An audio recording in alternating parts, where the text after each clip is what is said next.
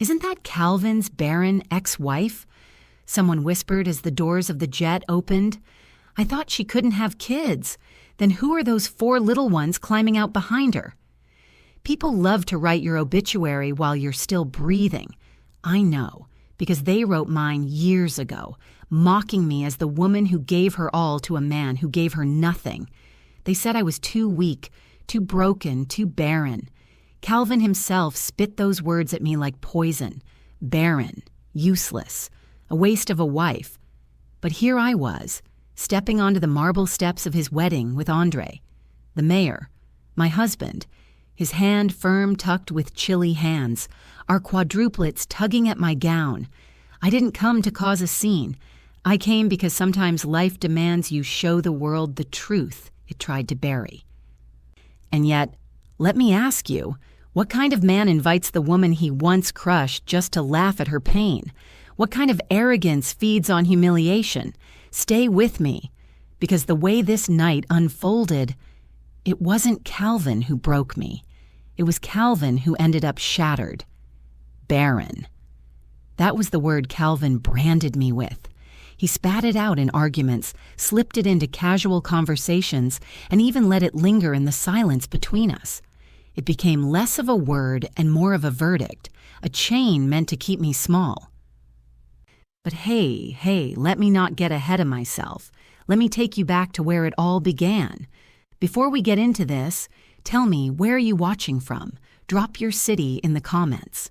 And if the sight of Loretta walking into that wedding with her 4 children and a jet stopped you in your tracks the same way it froze every guest in the garden, don't leave without hitting that subscribe button and smashing like on this video. That was the thing about gossip.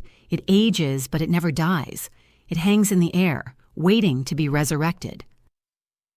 Andre leaned close, his voice low enough only I could hear. Hold your head up, baby. Let them look. I did. Not because I wanted to, but because after everything I had survived, lowering my head wasn't an option anymore. Still, walking into that wedding felt like walking into a battlefield dressed in silk. Every chandelier sparkled like an accusation. Every polished floor reflected my past back at me. But you can't understand the weight of that moment unless you know the path that carried me there. Once, I believed Calvin was the answer to every prayer I'd whispered late at night. He had that kind of charm that could fill a room, the smile that made you forget to breathe. When we first met, I was 23, with dreams still fragile enough to be reshaped by a man's promise. He said he wanted forever, and I wanted so badly to believe in forever that I ignored the shadows around his eyes. At first, it was sweet. He brought flowers to my job, left notes on my pillow, told me no one could ever compare. But charm is a mask, and masks eventually slip. His slipped on our wedding night when he joked about me not taking too long to get pregnant. I laughed then, nervous, thinking it was just his way of dreaming aloud. I didn't know it was the first thread in a rope he'd later use to strangle my spirit. Month after month, year after year, the tests came back negative. I cried in bathrooms, whispered prayers over doctors' charts, and tried to find new positions of hope every cycle. But no matter how hard I hoped, Calvin's patience thinned. He turned cold. And coldness, when it comes from the man who once held you like you were his treasure, is death by degrees. He stopped coming home early. He started smelling of perfume that wasn't mine, and yet I stayed. Why? Because when you're told you're the problem, you spend your nights fixing yourself instead of questioning the person pointing the finger. Loretta, Mama used to say, a man who breaks your spirit is no man at all. Don't let nobody name you barren when God hasn't had his last word. But back then, I didn't believe her. Back then, Calvin's voice was the loudest, and it told me I was failing him. The breaking point came one evening when I overheard him on the phone. He was in the living room laughing in that low, conspiratorial way he used when he thought he was charming someone new. Yeah, Chantal, don't worry about Loretta. She ain't ever gonna give me kids. She's just there. Just there. Those 2 words felt heavier than any insult he had ever thrown. I wasn't his partner. I wasn't his wife. I was a placeholder, someone to warm the bed while he sought life elsewhere. When I confronted him, he didn't deny it. He shrugged. "You're lucky I even stayed this long." I wish I could tell you I packed my bags right then, but brokenness doesn't move in straight lines. It loops. I begged, I bargained, I prayed harder. And then, when he finally served me divorce papers, he made sure to take everything, the house, the savings, even my dignity. And so I found myself back at Mama's, carrying nothing but the echo of his words, Barren. The thing about Mama is she never let me sit too long in sorrow. Even as sickness wore her down, she found ways to feed me wisdom with every bowl of soup, every long look across the dinner table. "You think Calvin is the end of your story?" she asked one night. "Baby, he ain't even the footnote." I wanted to believe her, but grief clung to me like a second skin. Then one Sunday, at a community event, I met him. Andre. Not the mayor. Not the man in the suit. Just Andre with laugh lines around his eyes and a voice that carried steadiness. He didn't look at me with pity or judgment. He asked about Mama. He offered to help with groceries. He told me, "You've got strength in you, even if you don't see it yet." At first I resisted. I didn't want another man telling me stories about forever. But Andre didn't press. He showed up in quiet ways, mowing Mama's lawn, bringing books for her to read, sitting with her during treatments when I couldn't. He wasn't trying to win me. He was just being there. And sometimes, presence is more powerful than promises. Little by little, something in me began to breathe again. Grief is a tricky thing. It doesn't always come crashing in like a storm. It seeps in like water through cracks, silent, steady, and unstoppable, until you wake up one day drowning. That was me after Calvin tossed me aside like an old coat he'd outgrown. At Mama's house, the days blurred. I'd wake to the smell of her ginger tea, hear her humming old gospel songs in the kitchen, and feel the weight of my failure pressing into my chest before I even left the bed. I'd sit at the small wooden table, staring into a chipped cup, wondering who I was now. Not a wife, not a mother, just Loretta, the woman who couldn't hold on to a man, the one whose womb had betrayed her, the one everyone whispered about when they thought she couldn't hear. Mama never let me wallow too long. "Loretta," she'd say, her voice raspy from years of living but still sharp enough to cut. "A man's rejection don't mean God's rejection. Stop acting like Calvin's word was the final word." But when you've been broken, even wisdom sounds like wishful thinking. I smiled at her, washed her teacup, and went back to existing. It was during one of those long, gray days that Andre appeared again. I'd seen him before at the church fundraiser. Just another face in a suit, though kinder than most. But this time, he was on Mama's porch, holding a bag of groceries like he belonged there. "Mabel told me you've been skipping meals," he said, his eyes sliding toward me but not lingering too long. "Figured I'd drop these by. Collard greens, some sweet potatoes, little bit of chicken. She swears you make the best stew." Mama chuckled from her armchair. "Don't let her modesty fool you. That girl can turn water and onions into a feast." I rolled my eyes, embarrassed. "You didn't have to do that, Andre." "I know," he said simply, "but I wanted to." It was such an unremarkable moment, but something about it stirred me. Calvin had never done things without keeping score. Every flower came with strings. Every compliment carried an invoice. Andre's words had no weight of expectation, just kindness, as simple as breathing. Weeks passed and he kept showing up, never loud, never demanding. Sometimes he brought books for Mama. Sometimes he fixed the loose step on the porch. Sometimes he just sat with her while I ran errands. "You know he's the mayor, right?" Mama whispered one evening after he left, her eyes twinkling. I blinked. "The mayor? Andre?" She nodded, grinning like she had revealed a secret. "Mm-hmm. Been in office for a few years now, but don't you dare start treating him different. He ain't come here to be a mayor. He came here to be a man. I laughed, shaking my head. A mayor. And here I was, in hand-me-down pajamas, hair tied in a scarf, trying not to fall apart. Why would a man like that waste time on a woman like me?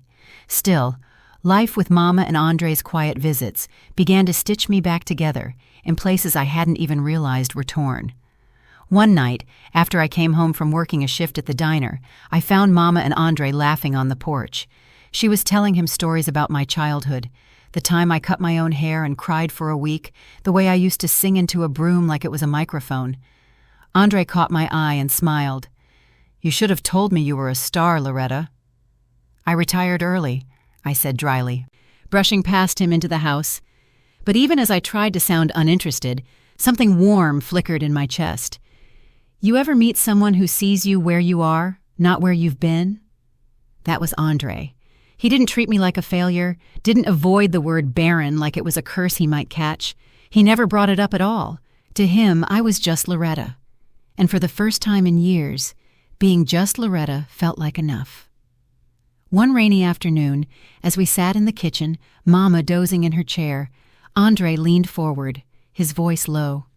"You don't know it yet," he said, "but you're stronger than you think. Calvin tried to break you because he saw that strength, and it scared him." I swallowed hard, staring at the steam rising from my tea. "I don't feel strong, Andre. I feel used up." He shook his head gently. "No, you're not used up. You're unbroken. That's a difference Calvin will never understand." Those words lodged somewhere deep inside me. I didn't respond, but later that night, lying in my old childhood bed, I whispered them to myself over and over. Unbroken. Unbroken. One Saturday morning, Andre invited Mama and me to a community breakfast his office hosted downtown. At first, I refused. The thought of facing people who probably knew all about my failed marriage, made my stomach twist. But Mama insisted. "Baby, you can't live your whole life in hiding. If you do, Calvin still wins." So I went. I borrowed one of Mama's brighter dresses, pressed my hair, and walked into that hall with trembling hands. The room buzzed with laughter and conversation. Faces turned as Andre walked us in, and for a moment I wanted to shrink. But then Andre's hand brushed mine, subtle, steady.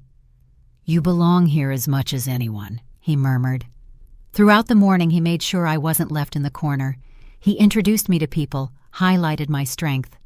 "This is Loretta," he said proudly to a woman from the city council. "She's got ideas that could change lives if she ever decided to share them." I flushed, embarrassed, but beneath the embarrassment was something else. Pride. Not in him, in Mika. For the first time in a long time, I remembered the woman I was before Calvin, and that memory lit a spark. Later that evening, as Mama and I sat on the porch, she patted my hand. "You see it, don't you? God didn't leave you barren, Loretta. He was just waiting to plant you somewhere you'd grow." I looked out at the twilight sky, Andre's laughter echoing faintly from the street where he spoke with neighbors, and for the first time I thought, maybe Mama was right, because perhaps, just perhaps, my story wasn't over. It was only the beginning. The knock on the door came on a quiet Tuesday morning, the kind where the world feels too still, like it's holding its breath.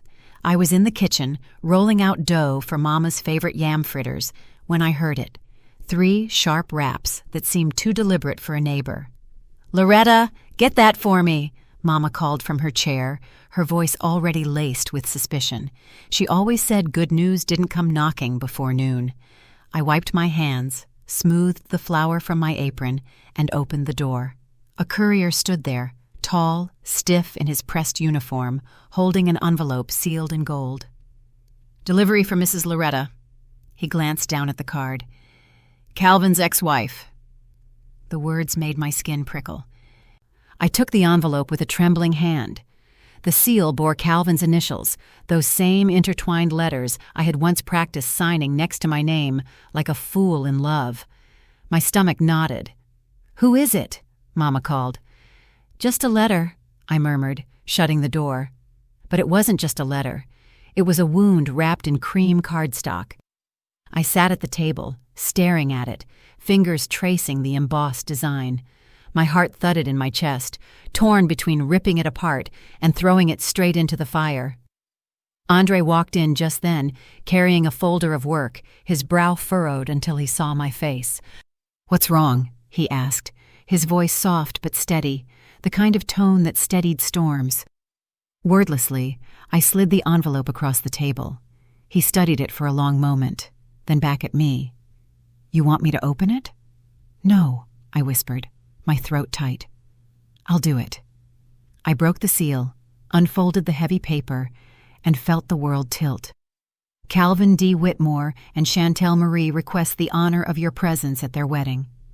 The words swam before my eyes. Mama scoffed. "The nerve of that boy. Invite you? To watch him parade that woman in front of you?" I swallowed hard, bile rising in my throat. It wasn't just an invitation. It was a summons, a command to witness my own humiliation. Andre reached for my hand. "You don't have to go." But even as he said it, I felt the sting beneath the words Calvin had chosen, the trap woven into the ink. This wasn't a gesture of peace. It was a theater. He wanted me there, sitting small in the corner, watching him prove he had moved on. For days, the letter sat on the mantel, daring me to decide. Every time I passed it, I heard echoes of Calvin's voice. "You'll never be enough, Loretta. No man wants a wife who can't give him children. You're just there." The old shame crept back, slithering into corners I thought Andre's love had sealed. One night, while folding laundry, I broke. "Why would he invite me?" I asked Andre, my voice sharp, brittle. "Why now, after everything he put me through?" Andre set aside his papers, meeting my eyes. "Because men like Calvin feed off control. He doesn't care about moving on. He cares about knowing he still owns space in your head." "And maybe he does," I whispered bitterly, "because I can't stop thinking about it." Andre pulled me into his arms. "Then maybe it's time to take that space back." I wanted to believe him, but part of me recoiled. Go to Calvin's wedding? Walk into a room full of people who'd whispered about my barrenness, my failed marriage, my shame? It seemed unthinkable. Until Mama spoke. We were sitting on the porch at dusk, the sky bleeding gold and purple, her hands wrapped around a cup of chamomile tea. She looked at me with that gaze only mothers have, the one that slices right through the layers you hide behind. "Baby, don't let him write the last page of your story. You show up not for him, but for you. You let them see that what he called barren, God called fruitful. You let them see that Loretta didn't die when Calvin left. She bloomed." I stared at her, tears pressing hot against my eyes. "Mama, I don't know if I'm that strong." "Yes, you are," she said simply. "Because strength ain't about not being scared. It's about showing up anyway." That night, as the children slept, I sat on the floor of their room, listening to their soft breaths. Layla's curls splayed across her pillow. Caleb clutched his blanket with chubby fingers. Naomi Jr. murmured in her sleep. Zion's tiny chest rose and fell in rhythm with the quiet hum of the house. 1 pregnancy, 4 children. A miracle after years of being told I was barren. I touched my stomach, remembering the day the doctor told me. "Quadruplets," she'd said, with wide eyes, as if she were witnessing some divine joke. I had laughed and cried all at once, Andre's arms wrapped around me, both of us whispering prayers of gratitude. And in that moment, I understood what Mama meant. My existence was proof. My children were proof. I didn't need to prove myself to Calvin, but maybe, just maybe, I needed to show him the truth. The decision came quietly, like a tide. I would go, but not as the broken woman he left behind. Andre booked the jet without hesitation, his hand firm on my shoulder as he made the call. "If we're doing this, we're doing it right. You won't walk in there small, Loretta. You'll walk in as the woman you've become." I nodded, though my heart thundered, because deep down, I knew this wasn't just about a wedding. It was about reclaiming every piece of myself Calvin had tried to erase, and something told me the night would unfold in ways even Calvin couldn't predict. The days that followed felt like standing at the edge of a cliff, knowing the ground beneath me was about to crumble. Once the decision was made, once I told Andre and Mama I would attend, there was no turning back. The house buzzed with a kind of nervous energy. Even the children seemed to sense something was coming, though they were too young to understand the weight of it. Mama, of course, turned the whole ordeal into a campaign. "If you gon' go, you gon' go right," she declared, sitting in her chair like a general commanding troops. "Ain't no showing up looking like you just rolled out of the laundry basket. Loretta, this ain't about clothes, it's about presence. You hear me?" I smiled despite myself. "Yes, Mama." Andre chuckled, glancing over at me. "She's right. Calvin expects you to shrink, to walk in there looking small. We're going to surprise him." So began the preparations. The tailor came to the house to measure me for a gown, a rich emerald green, Mama's idea. "Green for growth," she insisted. "Green for life. Let him choke on the sight of what he thought he killed." I tried on the silk as the seamstress pinned it, the fabric clinging to curves I'd once been ashamed of. I studied myself in the mirror, half expecting to see that broken woman Calvin left. But she was gone. In her place was someone new, softer in some ways, stronger in others. A woman who had given birth to miracles. A woman who had survived. The children were fitted for matching outfits, little suits and dresses in cream and gold. Layla twirled in hers, giggling. Caleb tugged at his collar, scowling. Naomi Jr. tilted her head with curiosity, while Zion simply clung to Andre's leg, content as long as Daddy was near. Watching them, my heart swelled. This was my answer. This was my truth.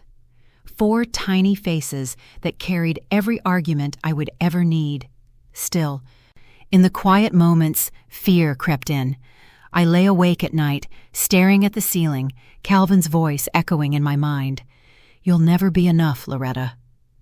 The thought of walking into that hall, of seeing his smirk, of hearing the whispers, it clawed at the edges of my resolve. One night, I confessed it to Andre. What if I freeze? What if I walk in there and all I see is the woman he made me believe I was? Andre rolled onto his side, propped up on one elbow, his gaze steady. "Then I'll remind you. I'll remind you with every step, every touch, every look. You won't be walking into that room alone, Loretta. You'll have me. You'll have your children. And most importantly, you'll have yourself." His words didn't erase the fear, but they steadied me, like an anchor against the tide. On the morning of the wedding, the house hummed like a hive. Mama sat with the children, fussing over their hair and shoes. Andre paced the living room, making last-minute calls. And I stood before the mirror, staring at the woman I was about to present to the world. The gown hugged me in all the right places, the emerald shimmering under the light. My hair cascaded in soft curls, pinned with gold accents. For once, I didn't feel the need to hide behind modesty. I didn't feel like I had to shrink. Mama wheeled herself into the room, her eyes misting as she looked at me. "Loretta, you look like the promise God kept." Tears burned my eyes, but I blinked them away, smiling. "Thank you, Mama." The jet waited for us at the private airstrip. Andre had arranged everything, of course, quietly, efficiently, as though it were the simplest thing in the world. As we boarded, the children squealed with delight, their tiny hands pressing against the windows. I sank into the leather seat, my heart hammering. The hum of the engines felt like a drumbeat to war. Andre reached over, threading his fingers through mine. "Last chance," he said, his voice gentle. "If you want to turn back, we can." I shook my head. "No, I'm going." Because it wasn't about Calvin anymore. It wasn't even about Chantel. It was about me, standing in the truth of who I had become. The city stretched below us as the jet soared, lights twinkling like scattered jewels. I closed my eyes, remembering the nights I had lain awake, convinced I would never rise again. And now here I was, flying toward the very man who had tried to bury me, with a family he swore I'd never have. It felt surreal, terrifying, beautiful. And as we descended, my heart steadied with a quiet certainty. Calvin had no idea the storm walking into his wedding. The wedding was set in one of the city's most opulent hotels, a place dripping in gold chandeliers, velvet carpets, and the kind of perfume-drenched air that makes you feel like money itself is watching. As the limousine rolled up the drive, I felt my chest tighten. I could see flashes of sequins and satin through the tall glass doors, hear the muted hum of laughter and music spilling out. It was the kind of scene I used to dream of, back when I thought a beautiful venue could make a marriage beautiful too. Andre's hand rested gently on my knee. "Breathe, Loretta." I nodded, though my pulse drummed so loud it felt like the whole car could hear it. The driver opened the door. The children spilled out first, Layla twirling in her cream and gold dress, Caleb tugging impatiently at his bow tie, Naomi Jr. peering curiously at the crowd, and Zion clutching Andre's finger with fierce determination. Then it was my turn. The air shifted as my heel touched the marble steps. Conversations faltered. Heads turned. The emerald silk of my gown shimmered under the evening lights, and suddenly the whispers began. "Is that Loretta? She came? With kids?" The murmurs multiplied, circling me like gnats. My back straightened. Every eye that judged me became a weight pressing me down, but Andre's steady hand on my back held me upright. We walked through the glass doors. The lobby sparkled like a palace, but the glances that followed us were sharper than crystal. I caught sight of familiar faces, Calvin's old business partners, women from church who had once whispered behind hymnals, even a few of his cousins who had laughed about my bad luck. Their eyes darted from my gown to my children to Andre. Recognition flashed, disbelief, and then something else. Envy. The ballroom doors opened. A wave of sound rolled over me. Music, laughter, the clinking of glasses. And there he was, Calvin. Standing near the stage in a tailored suit, his arm draped possessively around Chantel. His smile was wide, but when his eyes landed on me, it faltered. For a brief, delicious moment, I saw it, the crack in his mask. Chantel noticed too. She followed his gaze, her lips curling into a smirk as she sized me up. Then, in a voice dripping with sugar, she exclaimed, "Well, look who decided to show up!" The crowd's attention snapped fully to me. The music softened, as though even the band was waiting for my response. I smiled. Not the nervous smile of a woman caught off guard, but the calm smile of someone who had nothing left to prove. "We wouldn't miss it," I said simply, adjusting Zion on my hip. We made our way through the room. People parted like water, some out of curiosity, others out of discomfort. Andre shook hands, his presence commanding but understated, while I focused on breathing steadily. At one table I overheard a woman whisper, "Weren't we told she couldn't have children?" Another replied, "Maybe she adopted." My chest tightened, but Layla tugged on my dress, pulling me back into the moment. Her little voice whispered, "Mama, everyone's staring." I bent down, brushing a curl from her forehead. "Let them stare, baby. Sometimes the best thing you can do is let people see what they thought was impossible." As the evening stretched, the tension thickened. Calvin avoided me, though I could feel his eyes dragging over us whenever he thought no one noticed. Chantel, on the other hand, basked in the spotlight, tossing pointed remarks loud enough for me to hear. "She really came dressed up, didn't she? Trying so hard. Poor thing, must have been tough watching her man move on." I clenched my jaw, resisting the urge to respond.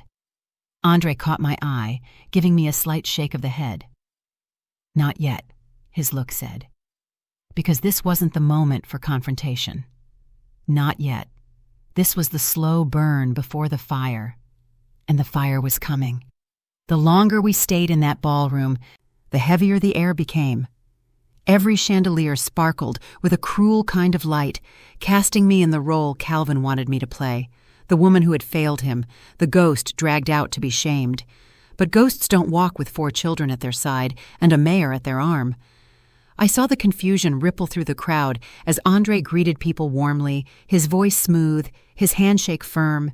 Everyone knew him, respected him, and now here he was, introducing me as his wife. My wife. The words landed like thunder each time, rearranging the way people looked at me. Still, Calvin tried to reassert control. I caught him pulling one of his old business partners aside, his laughter too forced, his eyes darting back toward us. He leaned in close, no doubt spinning some story to diminish what everyone was seeing.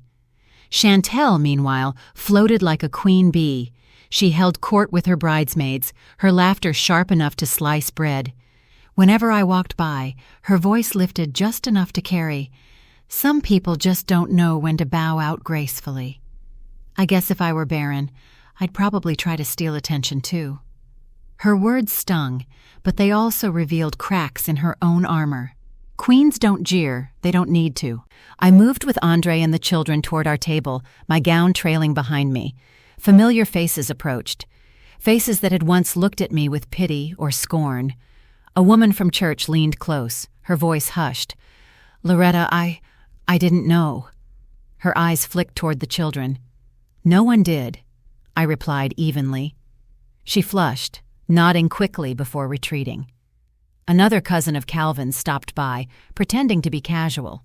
"So, quadruplets, huh? Quite a miracle." I met his gaze without blinking. "Yes, God's funny that way." He chuckled nervously, excusing himself, leaving me with the satisfaction of knowing my very existence tonight unsettled them more than anything I could say. At one point, Calvin finally approached. He carried a champagne glass, his smile stretched too tight. "Loretta," he said, as though the name were a test on his tongue. "Didn't expect to see you here." I tilted my head. "Then why invite me?" His smile flickered. "Just thought you'd want closure. You know, to move on." Andre stepped forward slightly, his presence calm but unmistakably protective. Calvin's eyes darted to him, then to the children clustered near our chairs. "4 kids," he said flatly. "Quite the surprise." "Life is full of surprises," I answered, my tone as cool as the emerald silk at my shoulders. His jaw tightened. For a moment, I saw it again. That crack in his mask, the fear he couldn't quite hide. Then Chantel swooped in, slipping her arm through his. "Darling, don't waste time on the past," she cooed. Then, turning to me, "Enjoy the evening, Loretta. This is a happy occasion, after all." Her smile was sugar. Her eyes were knives. I sat back, breathing slowly, letting the moment pass. Andre squeezed my hand under the table. "Not yet," he murmured again. He was right. This wasn't the moment to reveal everything.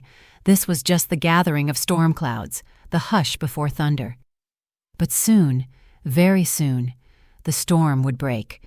And when it did, the truth would sweep through this ballroom with a force no one, not Calvin, not Chantel, was ready for.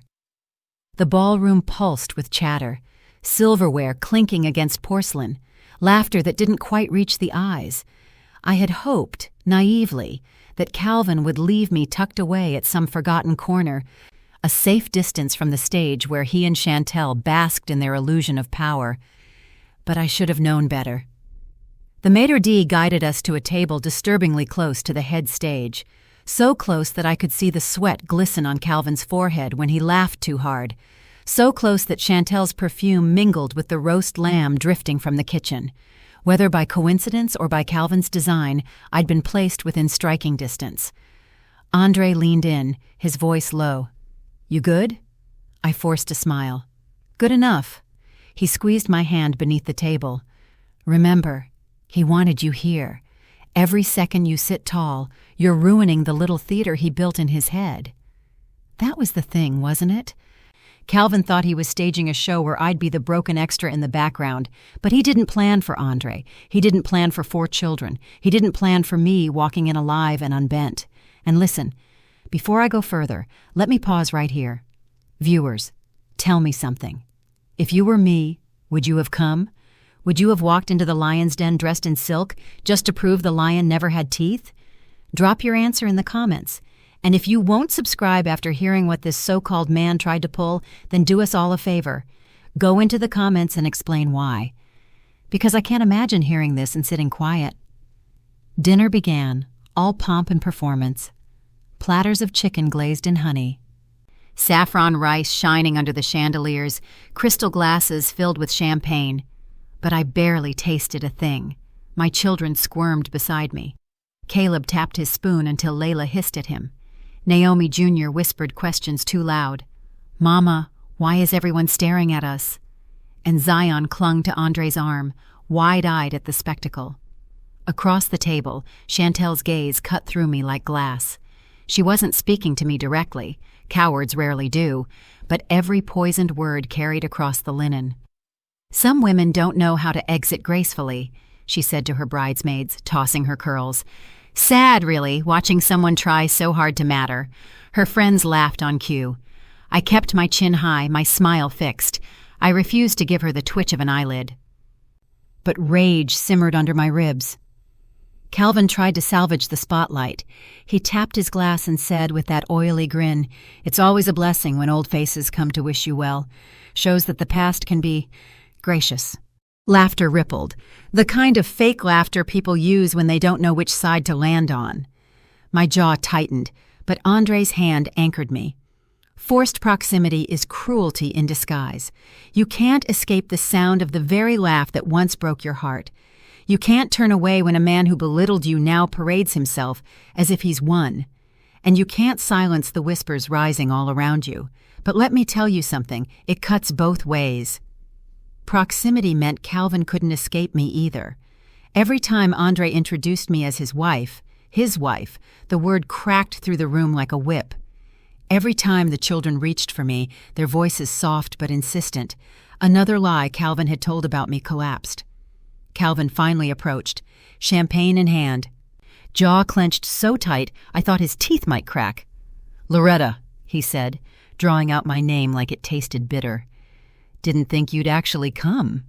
I looked at him, calm. "Why invite me then?" His smile faltered. "Just thought you might need closure, a chance to see me happy." The arrogance in his voice almost made me laugh. Andre shifted closer, his presence quiet but commanding. Calvin's eyes flicked from him to the children, and something ugly flashed there. "4 kids," he muttered. "Quite the surprise." "Life's full of surprises," I said.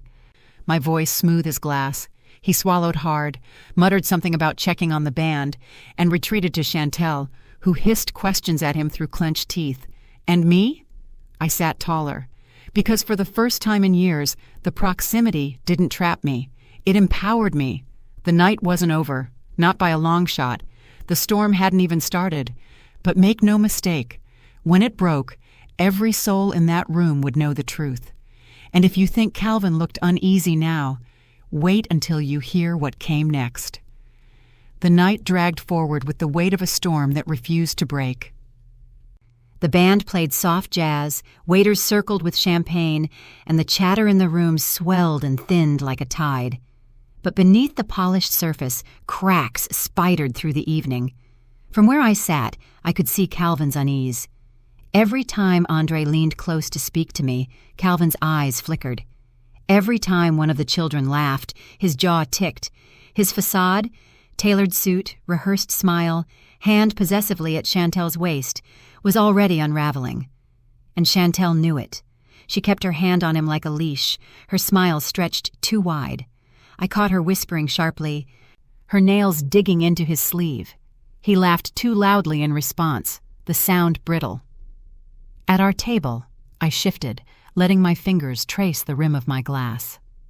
"He's flustered," I murmured to Andre. Andre's eyes narrowed. "Good. Let him stew." Later, during a lull between speeches, I slipped away to the powder room. The air there was thick with perfume and whispers. 2 women stood by the sink fixing their lipstick. They didn't notice me at first. "I heard Calvin's been hiding money troubles," one said, her voice pitched low. The other scoffed. "Money troubles? Please. The man's been borrowing against everything he owns. My cousin said his accounts are practically drained." My chest tightened. So he was crumbling on more fronts than one. They noticed me then, their chatter snapping shut like a door. Their eyes darted over me, wary, before they turned back to their compacts. I washed my hands slowly, letting silence sit heavy. Then I met their eyes in the mirror. Funny how the truth always seeps out, isn't it? They flushed crimson, gathering their purses in a hurry. When I returned, Andre was talking with one of Calvin's old business partners. The man looked tense, his tie crooked, sweat beading at his temples. "Just saying," he muttered. "You picked a fine time to walk back into the spotlight, Loretta. Calvin's not as untouchable as he pretends." I raised a brow. "I never thought he was untouchable, just cruel." Andre placed a hand on the man's shoulder, steady but firm. "Enjoy the evening. The truth has a way of finding its own stage." The man excused himself quickly, disappearing into the crowd. At the head table, Chantel rose to make a toast. Her voice rang through the hall, sweet as syrup. "Love," she declared, raising her glass, "is about moving forward. It's about not letting the past drag you down, no matter how desperate it is to follow you into the present." Gasps fluttered at the edges of the room. All eyes flicked to me. Andre's grip tightened around my hand, but I didn't flinch. I lifted my own glass, silent, calm. Let her think she had scored a victory. Let her play queen for a moment longer. Because storms don't announce themselves. They roll in quietly, build in silence, and then strike with lightning. And tonight, the lightning was coming. The band's melody blurred into the background, soft trumpets weaving through the hum of voices. But I wasn't listening to the music. My mind was walking back to the days when I thought love was enough, back to the years Calvin carved me down with words that left no scars but bled me dry all the same. I sat at the table with Andre, my fingers resting lightly on Zion's curls as he dozed against me. The ballroom glittered, but in my head, I was back in that tiny apartment with its peeling paint and cold floors where I first learned what it meant to be invisible to your own husband. It had started subtly. Calvin would come home late, smelling of liquor and perfume that didn't belong to me. He'd toss his jacket over the couch, barely glancing my way. I told myself it was stress, that his business was weighing heavy. I stayed up late waiting for him, eager to believe his excuses. Then the jokes began. "Maybe God just don't see you fit to be a mother," he once said, laughing with a cruel glint in his eye. I laughed too, though my throat burned. That night, I cried into my pillow, praying louder than the sound of my own sobs. I thought that was rock bottom, but rock bottom has levels. The lowest came the night I heard him on the phone.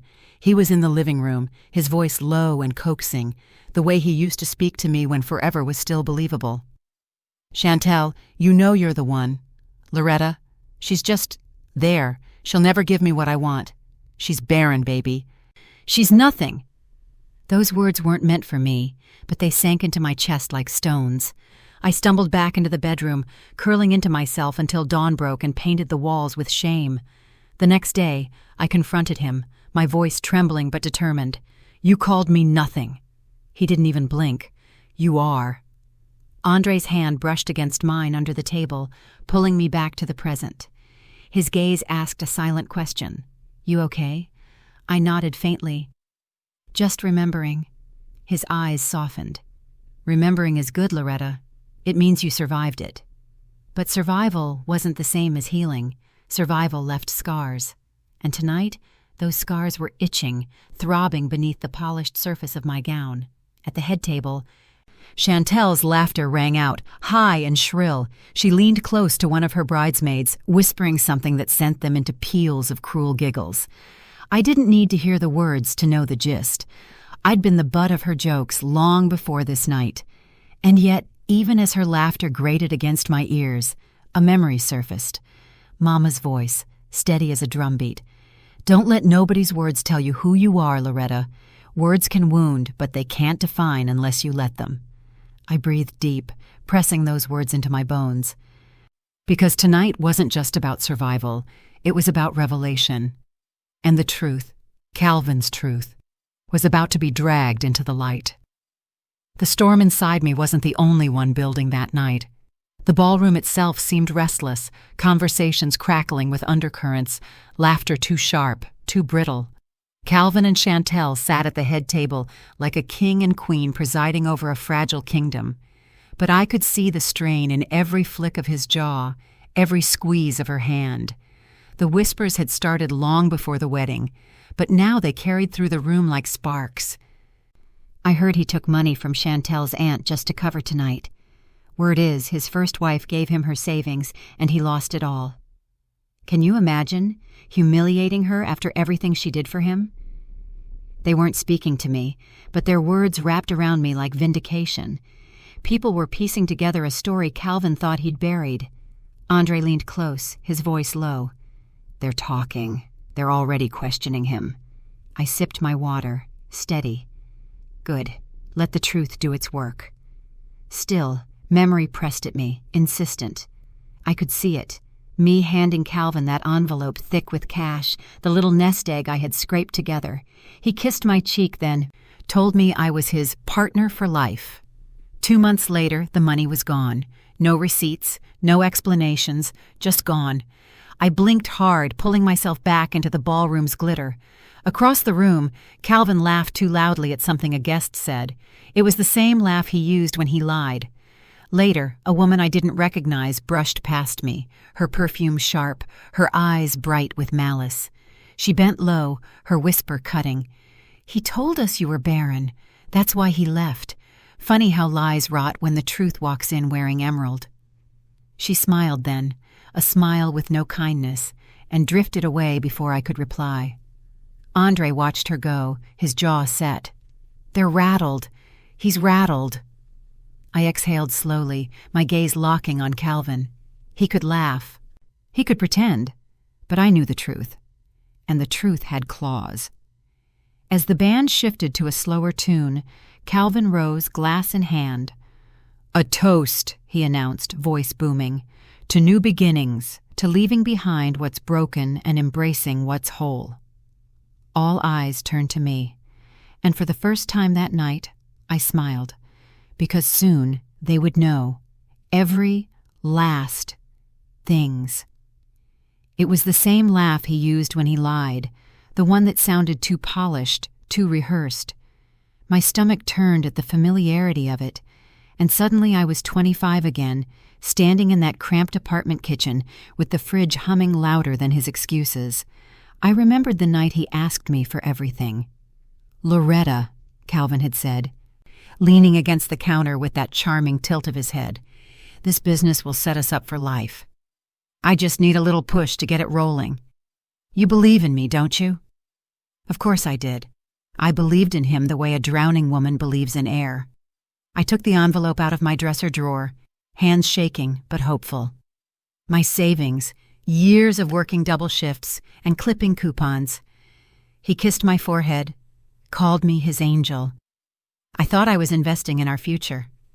But weeks later the bills piled up, the business never appeared, and when I asked, he shrugged. "It takes money to make money, Loretta. Don't worry so much." The worry swallowed me whole, but he never looked back. Now, as I sat in that glittering ballroom, watching him hold his glass high and spin toasts about new beginnings, bile rose in my throat. He was still the same man, still charming the crowd while leaving destruction in his wake. And yet, tonight was different. Because for once, I wasn't the woman sitting silent at his side. I wasn't the one clinging to his promises. I was the woman with Andre beside me, with 4 miracles at my table, with eyes wide open. Chantel leaned into the microphone, her tone syrupy, but her gaze sharp. "To the future," she said, "and to the wisdom of knowing when the past should stay in the past." Her bridesmaids tittered. The crowd shifted uncomfortably. People were no longer certain who to laugh with. The whispers I had overheard were taking root. I raised my glass too, my voice steady as I said, "To the truth. it always comes out. The silence that followed was brief but cutting, a fissure running straight through their performance. And in that crack, I felt it. The past pressing harder, clawing at the edges of Calvin's carefully constructed show. It wouldn't hold much longer. The band slid into another tune, mellow and careful, but my mind wasn't on music. The past was crowding me, louder than the laughter bouncing off the ballroom's high ceilings.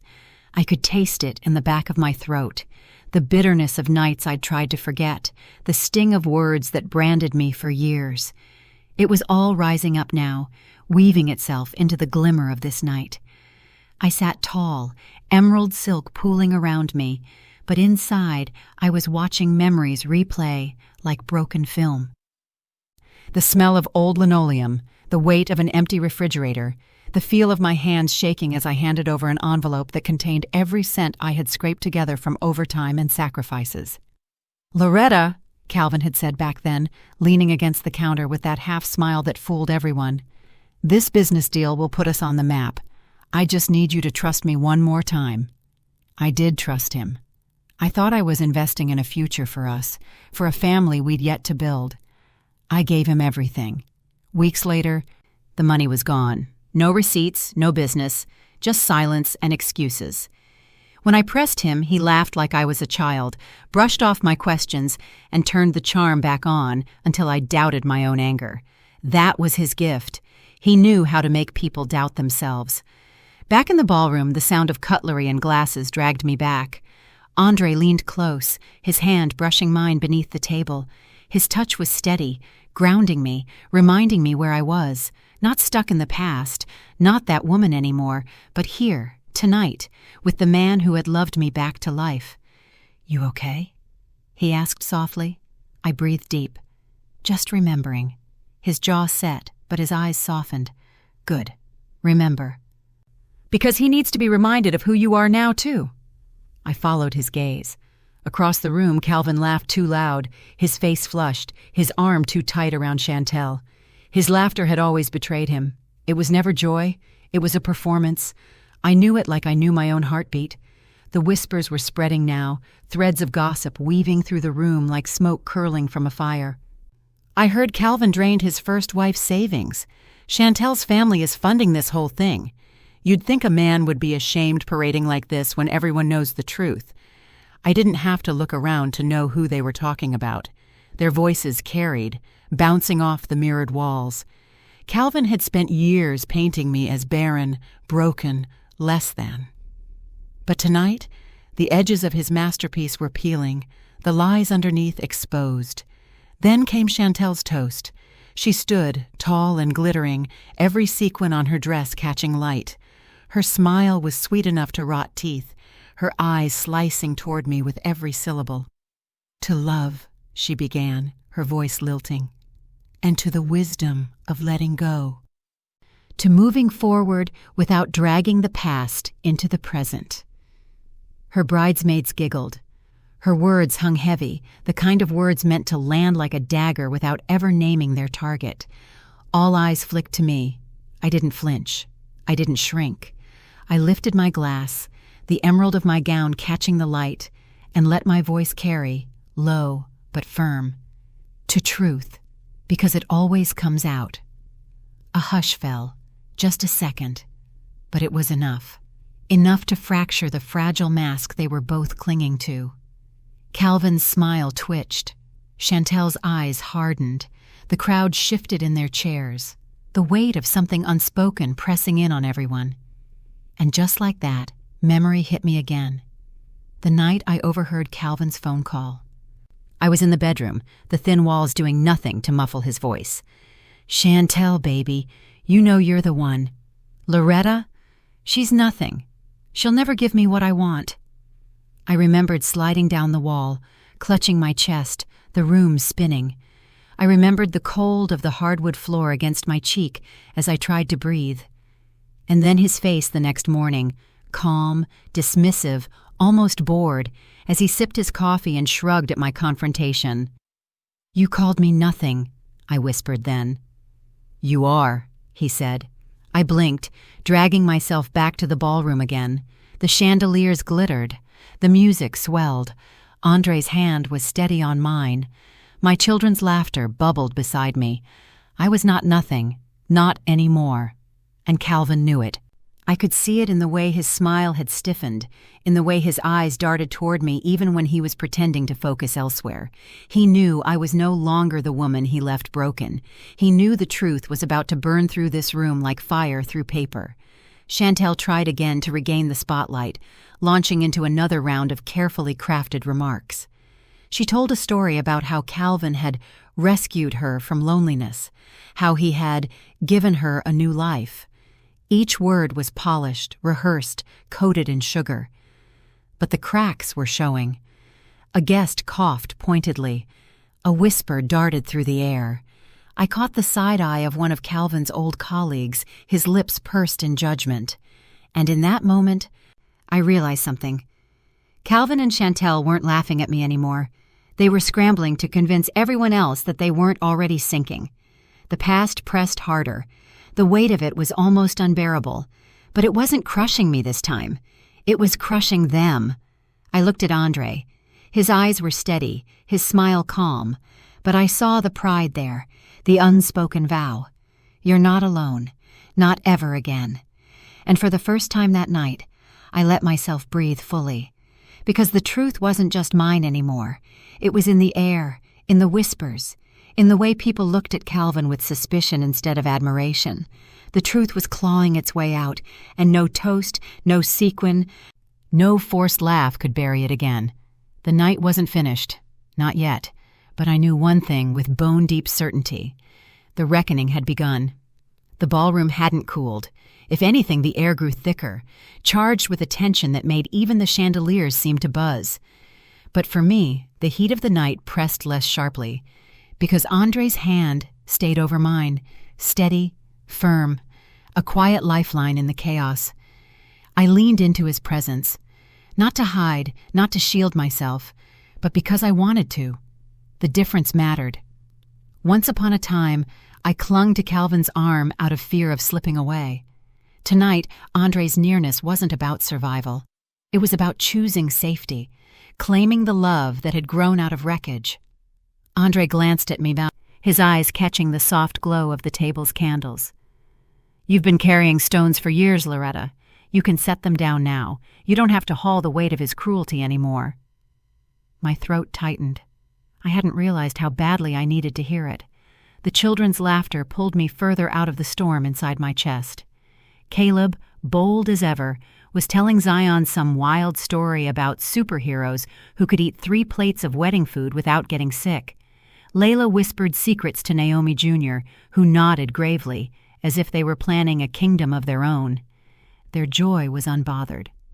Their innocence untarnished by the venom seeping from Chantel's smile across the room. Watching them, I felt something in me unclench. They were proof. Proof that the years of despair hadn't swallowed me whole. Proof that I wasn't barren, not broken, not less than. I bent toward them, smoothing Naomi Jr.'s curls. You 4 having fun? Yes, Mama, she said brightly, but people keep staring. They'll get tired of staring soon, I promised, though I knew their stares would grow sharper before the night was through. Andre chuckled. They're staring because they've never seen something this beautiful before. All of you. Caleb puffed his chest like a prince in a cartoon. The twins giggled, Zion burying his face against Andre's shoulder with a shy smile. My heart ached with love so fierce it startled me. Music shifted again. Couples rose to the dance floor, swirling in silks and tuxedos. I felt Andre's gaze on me, patient but expectant. Come dance with me, he said. I froze. In front of all of them? He tilted his head. Especially in front of all of them. For a moment I hesitated, old instincts whispering warnings. Calvin's laughter, Calvin's sneers. Calvin's voice telling me I wasn't worth being seen. But Andre's hand reached out, open, steady, waiting. I placed my palm in his. He led me to the floor with quiet confidence, as if we belonged there. And maybe we did. The band slowed into a soulful melody. Andre's arm slipped around my waist, my hand resting lightly against his chest. The warmth of him seeped through the thin barrier of fabric, anchoring me. "You're trembling," he murmured. "Not from fear," I whispered back. He smiled, drawing me closer. "Good. Then let them watch." We moved together, not perfect, but real. Every step was an act of defiance, a declaration without words. Around us, whispers flickered like candle flames, but none of it mattered. The chandeliers could fall. The music could stop. Calvin could choke on his pride at that head table, and still, in Andre's arms, I felt untouchable. Across the room, I caught sight of Calvin watching. His smile was gone. His jaw clenched, his fist tight around his glass. Chantel leaned toward him, hissing something I couldn't hear, her expression strained. For the first time since walking into this wedding, I let myself enjoy the sight. Andre must have noticed too, because he leaned close, his breath warm against my ear. "He sees what he lost. Don't let his pain dim your joy. Shine, Loretta, shine brighter." I closed my eyes, swaying against him, the music carrying me like a tide. When the song ended, applause rippled through the room. I almost stumbled, startled by it. People clapped, not for Calvin, not for Chantel, but for us, for the quiet beauty of something genuine amid all the performance. Andre kissed my temple before leading me back to the table. The children cheered like I'd just won a medal. "Mama, you looked like a queen," Layla declared. I laughed, the sound freer than I'd known it could be. "That's because I had a king holding me up." Andre winked at them. "And you four are the royal heirs." Their giggles filled the air, pushing back against the murmurs of gossip and the sour glances cast our way. As we settled again, Andre poured water into my glass, his touch brushing against mine with deliberate care. "Do you feel it?" he asked quietly. "What?" "The shift. They're no longer laughing at you, Loretta. They're watching you." I glanced around. He was right. Where once the eyes in the room carried scorn or pity, now they held curiosity, even admiration. People were reevaluating everything they thought they knew about me, about Calvin, about this whole spectacle. It wasn't vindication yet, but it was the beginning. And beginnings matter. Still, doubt tugged faintly at me. "What if I can't hold it together?" I asked, my voice barely audible. Andre's gaze locked on mine. "Then I'll hold you together. That's what love does." Tears stung my eyes, but I blinked them away. Tonight wasn't for breaking down. Tonight was for rising up. The night rolled on, the speeches growing sloppier as the champagne flowed. Calvin made another round of jokes that didn't land. Chantel's smile cracked, her irritation leaking through each forced giggle. Guests shifted uneasily, eyes darting between them and us. Andre leaned back in his chair, his hand resting casually over mine. His calmness was a fortress, shielding me from the daggers flying across the room. And for the first time in years, I wasn't afraid of Calvin's shadow, because here, in this glittering hall filled with falsehoods, I had found something truer than anything he'd ever offered me. I had found love that didn't ask me to shrink, to disappear, to sacrifice everything for nothing. I had found a man who made me feel seen, and as the music swelled again, as the whispers thickened, as the cracks in Calvin's facade spread wider, I knew this fragile peace was only temporary. The storm still loomed, but tonight I had a safe harbor to stand in while the winds raged. For now, that was enough, more than enough. The applause that followed our dance had hardly died down when the peace I'd wrapped myself in began to splinter. That's the danger of fragile things. They glimmer beautifully in the light, but even the smallest tremor can send cracks racing through. We returned to our table, the children bubbling over with excitement, their little voices loud with pride. But as they laughed and tugged at Andre's sleeves, I caught the look on Calvin's face. His smile wasn't just gone. It had been ripped away, leaving raw fury. Chantel leaned toward him, her lips pressed tight against his ear, whispering sharp enough to cut.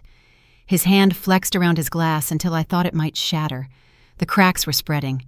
The master of ceremonies returned to the microphone, calling for more toasts. A few guests rose, glasses in hand, their words polite but thin. Each speech carried a tension beneath its surface, as though no one wanted to be the one who broke the illusion outright. Andre excused himself briefly to take Zion to the restroom, leaving me with Layla, Naomi Jr., and Caleb. The girls whispered secrets, their eyes darting mischievously toward Chantel, while Caleb leaned close and said, "Mama, why does he keep looking so angry?" I followed his gaze. Calvin was staring again, his eyes fixed on me with a glare that could have set fire to silk. "Because some men," I said softly, brushing Caleb's cheek, "don't like to see what they threw away shining brighter than ever." A cousin of Calvin's wandered over, his face flushed with too much champagne. He leaned too close, his words slurring. "You know," he said, "we all thought you'd never recover, thought you'd be tucked away somewhere small, invisible. But look at you now, walking in here with a mayor and 4 kids. I'll give you that, Loretta. You proved us wrong." His compliment was crooked, half admiration, half insult. I smiled politely but didn't answer. Sometimes silence speaks louder than words. When Andre returned, the tension in the room seemed to sharpen. Chantel had risen again, her voice pitched high, addressing the crowd with another syrupy declaration of love. "Calvin is my anchor, my everything. He saved me from loneliness, from being unseen. He gave me a future." The guests clapped politely, but it was weaker now, scattered. The unease in the room was thick enough to touch. Andre leaned down, his lips brushing my ear. "She's rattled. She knows this performance is slipping." I nodded, but my chest was tight. Rattled people make dangerous choices. The night dragged into another round of dancing, another set of toasts. Each moment, the piece I had carved with Andre and the children felt thinner, more precarious, but there were still sparks of light. Naomi Jr. slipping her hand into mine with a smile, Layla whispering, "You look like a queen." "Mama," Andre steadying me every time I wavered. It was enough to remind me why I was here. Not to survive Calvin's humiliation, but to rise beyond it. But as I glanced once more at the head table, watching Calvin's mask crack, I knew peace would not hold much longer. The night was only growing sharper, and the storm still waited to break. The evening wore on, and though the chandeliers still glimmered and the band still played its polished melodies, the air itself felt different, heavier, charged. Every smile at the head table looked plastered, every laugh too sharp at the edges. The illusion was cracking, and no matter how much Calvin and Chantel tried to paste it back together, it wasn't holding. I sat with Andre and the children, their small voices like little anchors pulling me back into the present each time my chest threatened to tighten. Caleb had stolen one of the chocolate-covered strawberries meant for the dessert course and was showing off the smear of red juice on his tongue. Layla scolded him like she was 30 instead of 8. Naomi Jr. leaned into me, whispering questions I half answered, half deflected. Zion curled in Andre's lap, content, thumb tucked under his chin. They were my joy in the middle of all this spectacle, and maybe that's why the whispers around the room didn't crush me the way they once would have. Because I wasn't standing here alone, naked to judgment. I was surrounded by proof, living, breathing proof, that Calvin's story about me had never been the truth. Chantel stood again, her sequins flashing like tiny daggers in the candlelight. "Marriage," she announced, her smile too tight, "is about finding the person who completes you. The one who makes you whole, not someone who drains, not someone who can't give. Someone who gives you everything." The bite in her words was sharp enough that even the tipsy guests glanced at me before quickly looking away. I sipped my water, calm, steady. Andre's hand slid over mine under the table. His thumb traced a small circle into my skin, wordless but grounding. I didn't need to rise to Chantel's bait. She was unraveling all on her own. Calvin didn't smile this time. He sat stiff, his hand drumming the tablecloth, jaw clenched so hard it made the veins in his temple bulge. The cracks grew deeper during dessert.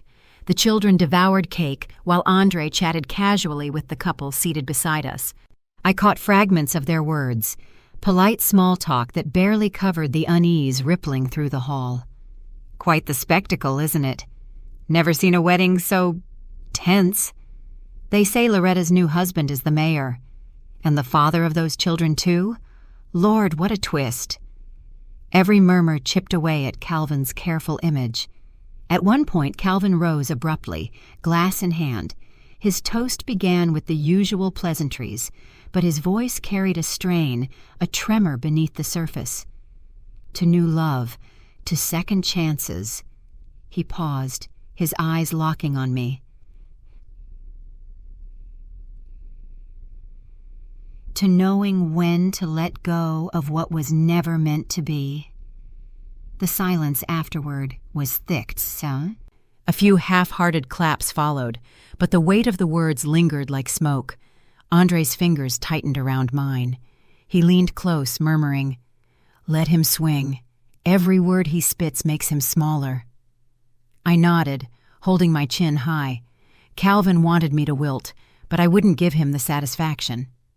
Later, as the band struck up another tune, Andre coaxed the children onto the dance floor. Watching them giggle and stumble through steps with him, my chest warmed. That was love. Messy, joyful, unpretentious. No stage lights, no sharp smiles, just truth. And it struck me then, the storm wasn't mine anymore, it was his. Calvin had built his kingdom on lies, and now, surrounded by witnesses, it was starting to collapse. I leaned back, breathing steady, letting the storm clouds gather. I wasn't afraid of them anymore. If anything, I was ready. Because when lightning finally struck, I knew exactly who it would expose. The moment came not with thunder, but with a silence so sharp it cut through the ballroom like glass. Dinner plates had been cleared, champagne refilled, and the band had shifted into a bright, upbeat number meant to reignite joy. But joy had left the building long ago. The weight in the room pressed against my ribs, as if the very air knew what was about to happen. Calvin stood suddenly, his chair scraping across the marble floor with a screech. He raised his glass again, but this time his smile wasn't even forced. It was gone. His face looked hollow, eyes bloodshot, a man drowning beneath his own performance. "To new beginnings," he barked, "and to cutting ties with what drags us down." The crowd shifted. A murmur rippled through the guests. His words weren't subtle anymore. They were weapons, and everyone knew who they were aimed at. I felt Andre's hand on mine, steady as stone. But this time, I didn't stay silent. I rose, emerald silk sweeping as I stood tall. "Funny thing about cutting ties," I said, my voice calm but carrying. "Sometimes the rope snaps back, and the truth hits harder than you think." Gasps echoed. Glasses stilled midair. Calvin's eyes widened just for a second before narrowing into slits. "What truth?" he demanded, his voice cracking. "You think you're going to come in here and—" I didn't let him finish. "The truth of what you did to me, the money you took, the lies you told, the names you called me when you thought no one was listening." The room erupted. Some gasped, others whispered fiercely. Chantel's face drained of color. Andre rose beside me, calm but unyielding. "You brought her here to humiliate her, Calvin. But all you've managed to do is humiliate yourself. Every guest in this room can see it." The silence that followed was heavier than any words. People turned their eyes toward Calvin, their gazes sharp, suspicious. Chantel slammed her glass down, wine splashing across the tablecloth. "She's lying!" she shrieked. "She's jealous, bitter. Look at her, dragging her brood here to steal our day." At that, Caleb stood from his chair, his small voice cutting through the noise. "Don't talk about my mama like that." The ballroom froze. For the first time, Calvin faltered completely. His mask crumbled. He looked not like a groom, not like a victor, but like a man stripped bare before a crowd that had once believed his performance. Whispers rose again. Is it true? Did he really call her Barren? He took her savings? Lord have mercy. The storm had broken, and as I stood there, Andre's arms strong around my shoulders, my children at my side, I felt something inside me shift. This wasn't about revenge anymore. It wasn't even about Calvin. It was about me, finally standing in the truth, unashamed, unafraid. The ballroom, once his stage, was no longer his. It was mine. The silence that followed my words was louder than the band had been all night. For a breathless moment, no one moved. Calvin's chest rose and fell like a man about to drown. Chantel's hands trembled against the linen, her jeweled rings catching the light as she tried to compose herself. The guests sat frozen, caught between their desire for civility and their hunger for truth. Then the whispers began, not hushed anymore, but bold. She said he took her money. I knew something was off. He's been fronting for months. Did he really call her Barren? In front of people? The tide was turning, and Calvin felt it. His fists clenched, his smile cracked, and he tried again to seize the room. "Don't listen to her," he snapped. "She's always been dramatic, always making herself the victim." But his words only made the whispers louder. Andre stepped forward, calm but commanding. "A real man doesn't have to tear down the mother of his children to build himself up." He paused, then added, "But perhaps you've never understood what real manhood is." The crowd gasped. Some clapped, quick and sharp. Calvin's face flushed crimson. Chantel lashed out next. She shot to her feet, her chair crashing behind her. "This is our wedding, our night. You don't belong here." She pointed at me, her finger shaking. "You think showing up with your little surprises makes you somebody? You're pathetic. Always were, always will be. You can dress it up in silk and jewels, but deep down, you're still the same nothing Calvin left behind." Her voice cracked on the last word. The sound echoed, raw and shrill. Andre's hand tightened on my shoulder, but before I could speak, Layla rose from her chair, small but fierce. "My mama isn't nothing," she said clearly, her voice ringing across the hall. "She's everything." A stunned hush fell. Even the band stopped playing. Naomi Jr. stood too, slipping her hand into mine. "And she doesn't need to steal anyone's spotlight. She's the light." The ballroom erupted, gasps, murmurs, claps that quickly grew into a ripple. Chantel's face crumpled. Calvin's lips pressed into a thin, furious line.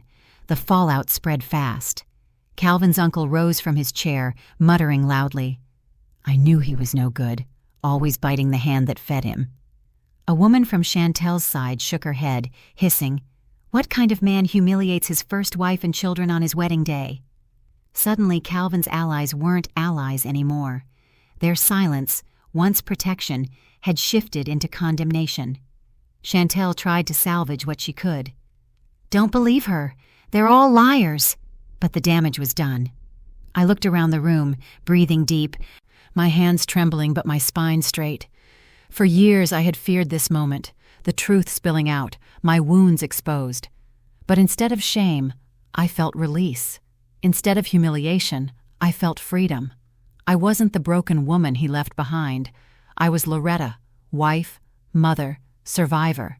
And as the ballroom's energy shifted fully, I knew this. Calvin had lost. Not because I shouted him down, but because the truth had finally caught him. He wanted to humiliate me. Instead, he exposed himself. And there was no curtain big enough to cover that stage anymore. For years I had feared rooms like this. Rooms filled with eyes, filled with judgment, filled with whispers that weren't meant for me to hear, but always found a way to pierce me anyway. But standing there now, trembling yet unbroken, I realized this was not my breaking. This was his. Calvin's face was a storm. His fists clenched at his sides, his breath sharp and ragged. Chantel's hand clawed at his sleeve, desperate to hold him together, but even she couldn't keep his mask from shattering. The ballroom had turned against him, and he knew it. "You think you've won something?" he spat, his voice rising above the murmurs.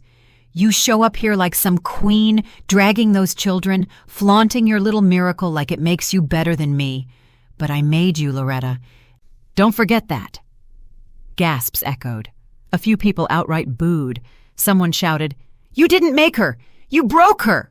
Andre stepped forward, his presence like stone. "No, Calvin. She made herself. You tried to bury her, and she grew roots deeper than you'll ever reach." The applause that followed was sharp, like cracks of thunder. Calvin's face twisted, and for the first time, he looked small.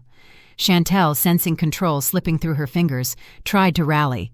"Don't let her fool you," she cried. "She's trying to ruin our day, our marriage. Everything we've built together, built on lies," came a voice from the back. All eyes turned. An older woman, Calvin's aunt, dressed in a deep purple gown, stood tall, her voice ringing out. "You stole from Loretta. You dragged her name through the mud while she held her head high. And now you think God will bless this union? Not with these sins hanging over you." The hall erupted in a mix of murmurs and cries of agreement.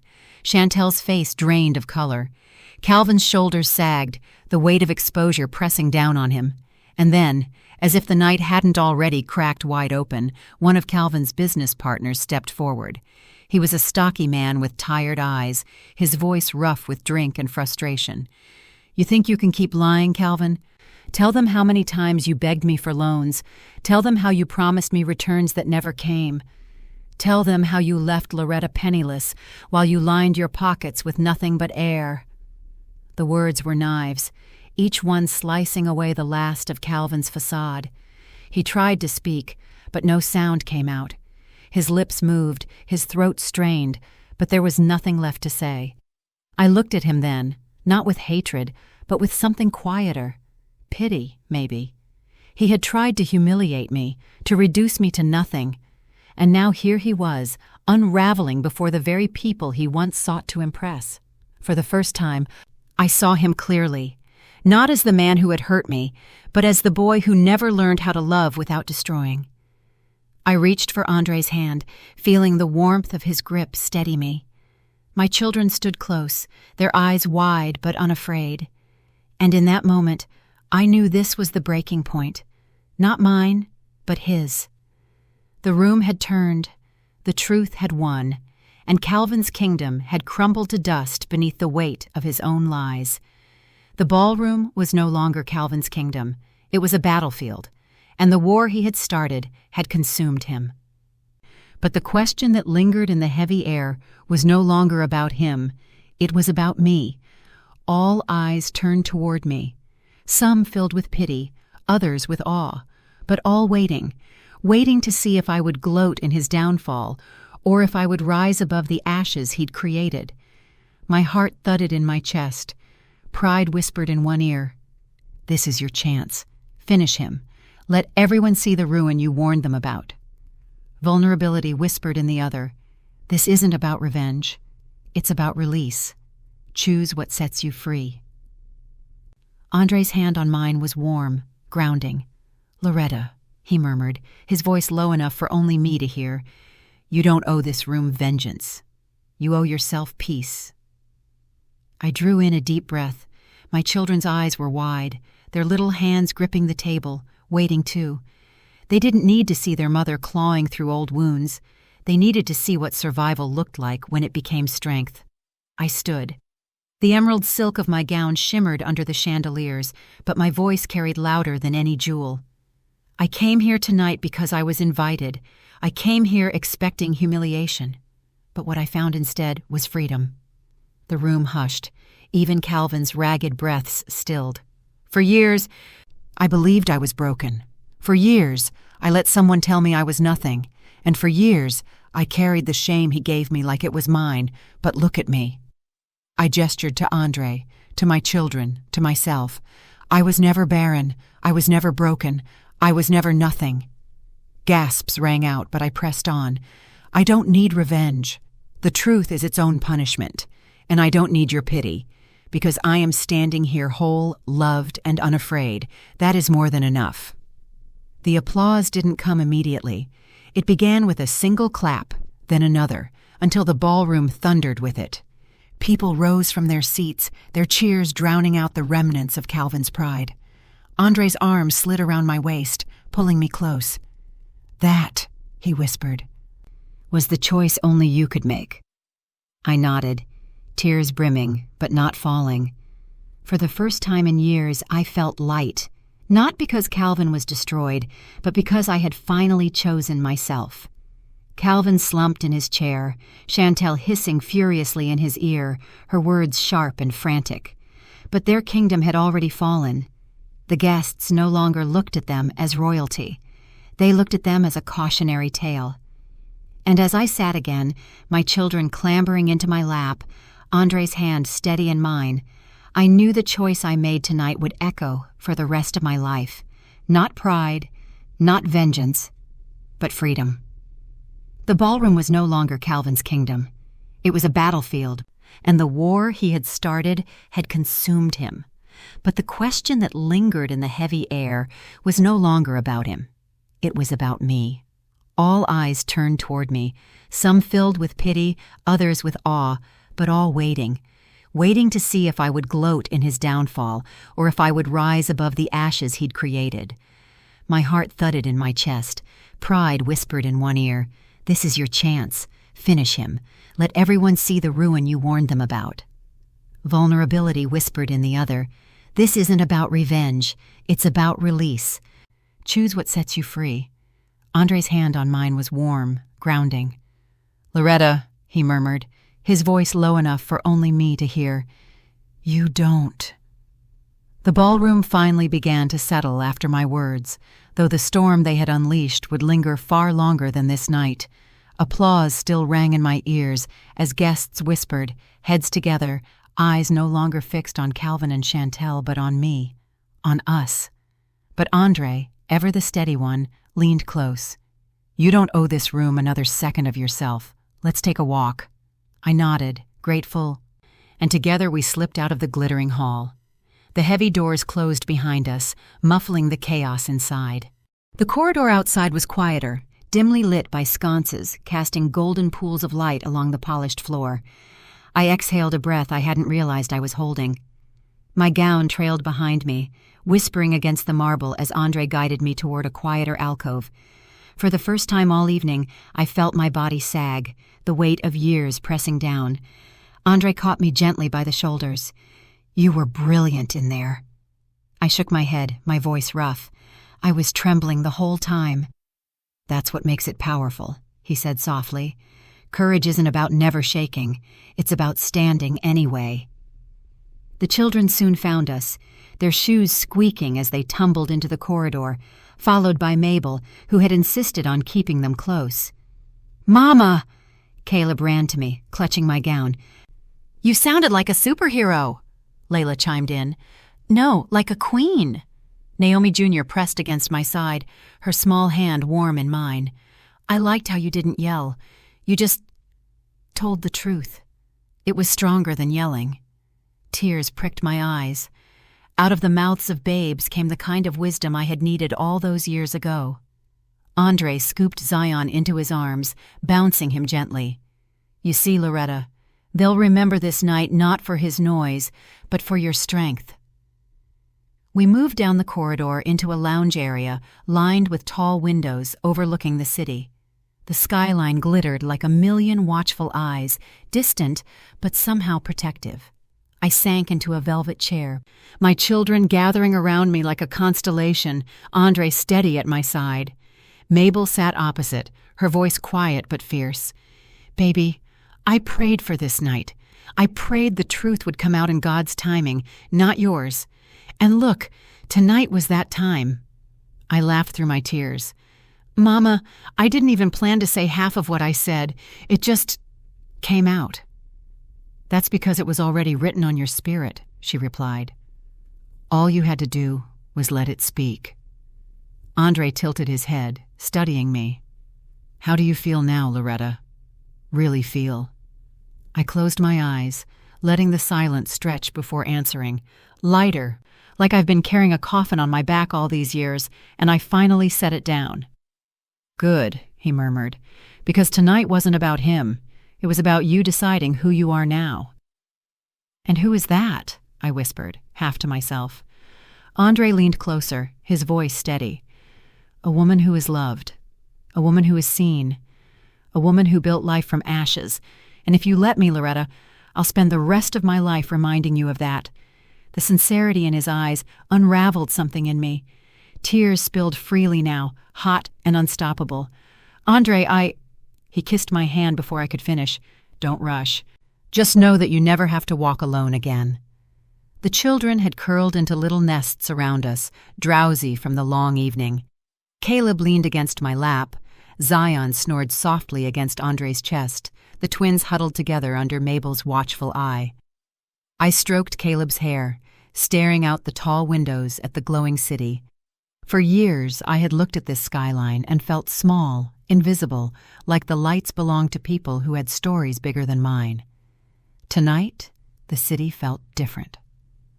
It felt like it had witnessed me reclaim myself. Andre broke the quiet. "You know what comes next, don't you?" I nodded faintly. The rebuilding, the living without looking over my shoulder, the choosing of joy instead of survival. "Exactly," he said, "and we'll do it together." Behind us, faint through the closed doors, I could still hear the ballroom unraveling. Chantel's shrill voice rising, Calvin's desperate attempts to regain control, the guests murmuring, chairs scraping, alliances crumbling. But it wasn't my storm anymore. It wasn't my chaos to manage. For the first time, I wasn't the one being broken open. I was the one watching from solid ground, wrapped in the arms of people who truly loved me. I leaned my head against Andre's shoulder, breathing in his calm, his strength. The night had stripped me bare, but in that stripping it had clothed me with truth, and truth was softer than silk, stronger than stone. "Thank you," I whispered. "For what?" he asked. "For being here, for holding me steady when the whole room wanted me to fall." He kissed the top of my head. "Loretta, I wasn't holding you up. You were already standing. I just reminded you that you could." We stayed there until the children's breathing grew even and the noise from the ballroom dulled, and as midnight approached, I knew this night was not just an ending. It was the beginning of something new, something whole, something of mine. The velvet quiet of the lounge could only hold us for so long. Midnight's hum bled through the windows, the city lights winking like watchful stars. The children slept in their little clusters, their breathing soft, their innocence untouched by the chaos still unraveling in the ballroom. Andre's arm rested around me, his warmth steady, grounding. "Loretta," he said quietly, "you've crossed the fire tonight, but now comes the part only you can choose, how you walk forward." His words lingered in the hush. I looked at him, then at the children, then at my mother, whose eyes held a mixture of pride and questions she didn't voice. For years, every step I took had been shadowed by Calvin's cruelty. But tonight was proof. I wasn't walking in his shadow anymore. I stood slowly, smoothing the silk of my gown. "I need to go back in there," I said. Andre frowned gently. "You don't owe them anything else." "I don't," I agreed. "But I owe myself closure. Not by screaming, not by tearing him down further, just by showing them who I really am, and then I'll walk away for good." Andre studied me for a long moment, then nodded. "Then I'll be right beside you." We re-entered the ballroom together. The air was heavy with whispers. Calvin slumped at the head table, his once polished suit wrinkled, his eyes wild. Chantel was pacing like a caged bird, her voice sharp as she snapped at anyone who tried to comfort her. But the guests? They parted as I walked, their gazes not cruel now, but curious, some even respectful. It was as if they'd realized the story they thought they knew had never been true. I stopped at the center of the room, my voice carried without strain. "Thank you all for witnessing tonight. You've seen the truth for yourselves. I don't need to explain further. But know this, I am not who I was when Calvin walked away. I am Loretta, mother, wife, whole, and I will not hide again." The silence that followed wasn't pity this time. It was reverence. That Andre placed his hand over mine, the children gathering at our feet. Together we turned and walked out, leaving the chaos behind us. On the steps outside, the cool night air wrapped around me. The city smelled of rain and possibility. I looked up at the skyline, then at Andre, then at my children tumbling sleepily into Mabel's arms. This was the future. Not polished, not perfect, but real. A life where love didn't come laced with cruelty. A life where truth wasn't buried under lies. A life that was finally mine to claim. And as Andre laced his fingers through mine, I chose, not pride, not vengeance, but joy. For the first time, I stepped forward unafraid. The night air outside was cool, carrying the faint hum of the city. I stood on the steps of the grand hall, the echoes of the ballroom chaos fading behind me. My children clustered around, yawning, clutching at my gown. Andre stood beside me, his hand steady in mine, while Mama hovered close, her eyes sharp, proud, watchful. For the first time in years, I wasn't running from Calvin's shadow. I was walking out of it. Andre's voice broke the silence. "Loretta, this is your chapter now.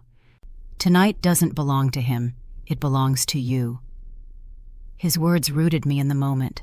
My heart swelled with the truth of it. Tonight, I hadn't just survived. I had spoken, stood, revealed, and reclaimed.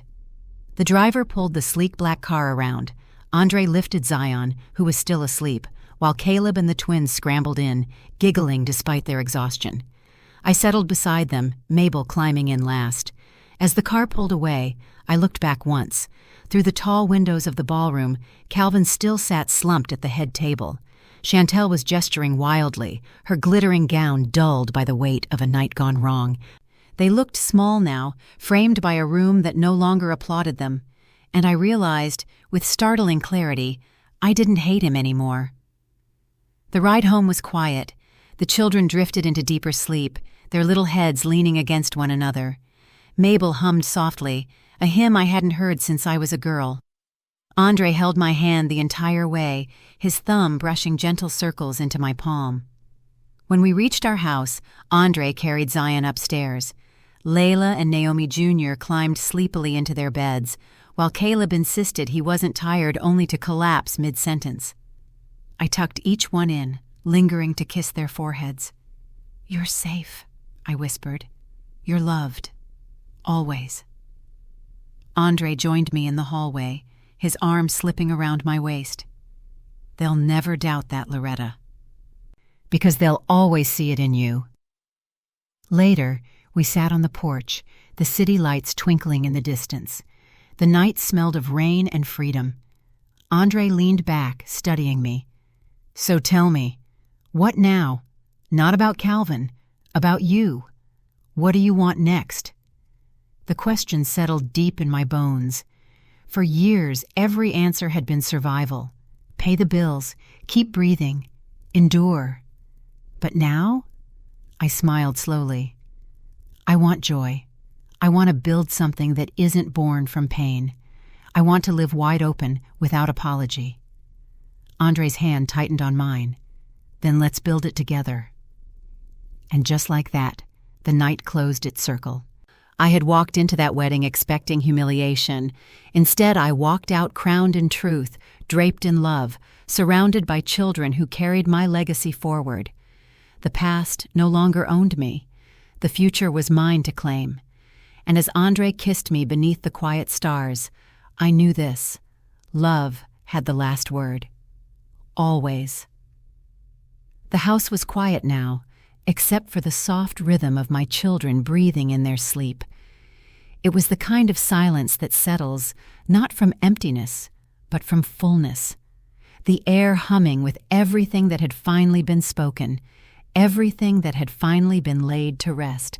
I stood at the window of the upstairs hallway, looking out at the city lights, the hem of my emerald gown brushing against the hardwood. My reflection stared back at me in the glass, eyes tired but alive, shoulders straight, lips curled in the faintest of smiles. For years I had avoided mirrors, certain they'd only reflect the brokenness Calvin convinced me I carried. Tonight, I saw someone new.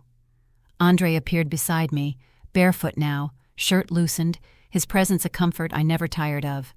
He didn't speak right away. He just slipped his hand into mine, and we stood together, two silhouettes in the moonlit glass. Finally, he said, "Loretta, tonight wasn't just about confronting him. It was about reclaiming yourself. What do you see when you look at that reflection now? I studied myself a long while. I see a woman who thought she was nothing, finally realizing she's everything she ever needed to be. Andre kissed my temple. That's the Loretta I love. Down the hall, a small voice called out. I padded softly to Layla's room. She was sitting up in bed, eyes wide in the dark. "Mama," she whispered, "why was everyone clapping for you tonight?" I sat on the edge of her bed, brushing her curls back from her face. "Because sometimes, baby, Telling the truth makes people realize they were wrong to believe a lie." Is that why Chantel was mad? I chuckled softly. Yes, sweetheart. She didn't like the truth very much. Layla's brow furrowed in thought. But you didn't yell. You just told it. That's why it worked. Her words sank deep into me. Out of the mouths of babes, wisdom bloomed. I kissed her forehead, pulling the blanket up to her chin. Exactly, my love. That's exactly why. She sighed contentedly, closing her eyes.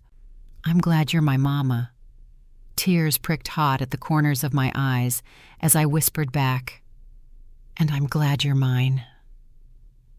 In the kitchen later, Mabel was making tea, as if warmth in a cup could fix every fracture of the world. She glanced up when I entered, her eyes sharp but soft. Baby girl, she said, I've been waiting years for tonight. Years for you to stand in your truth, not cower under his shadow. And you did it with grace. I wrapped my arms around her, inhaling the familiar scent of lavender and peppermint that had clung to her since my childhood. Mama, I was terrified. Of course you were, she said matter-of-factly. Courage don't come without fear. Courage means you walk shaking. We laughed quietly together, and for the first time in a long time, the laughter didn't feel forced. Later still, on the porch, Andre and I sat together beneath the stars. The night smelled of damp earth, the sky streaked with faint traces of dawn on the horizon. What happens now? I asked softly. He leaned back, his arm brushing mine. Now, we live, we build. We teach these children that their mama is a force, and maybe, Loretta, you think about what you want to do with that voice of yours. Tonight showed me you've got something to say. The world might need to hear it. I thought of the way the ballroom had fallen silent at my words, how the truth had rung louder than any insult Calvin could throw. The thought of using my voice not just for survival but for purpose sent a thrill through me. Maybe you're right, I admitted. I know I am, he said with a grin. As dawn broke, painting the sky with pink and gold, I realized something profound. I had walked into that wedding expecting humiliation, and I walked out with victory.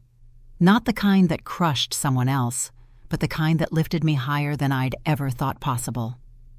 Calvin's chapter in my story was closed. Chantel's venom no longer mattered. What mattered was here. Andre's steady love, my children's innocent joy, Mama's fierce prayers, and the woman in the mirror who finally believed in her own worth. This was not just an ending. It was a beginning. And as the sun rose over the city, I whispered to myself, the past is finished. The future is mine. Morning broke with a clarity I hadn't felt in years. The house, though still and quiet, seemed alive with promise.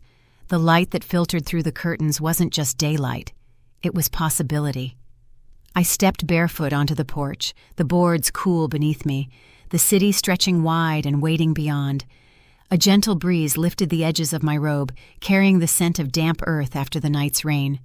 For the first time in as long as I could remember, I felt at peace.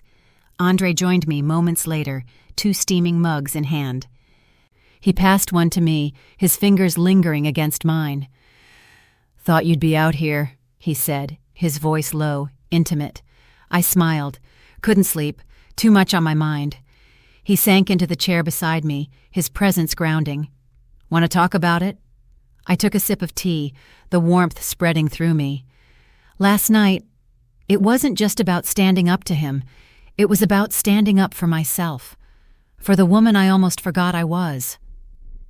Andre reached across, brushing his thumb along the back of my hand. And you did it, Loretta. You didn't just reclaim your voice. You reclaimed your life.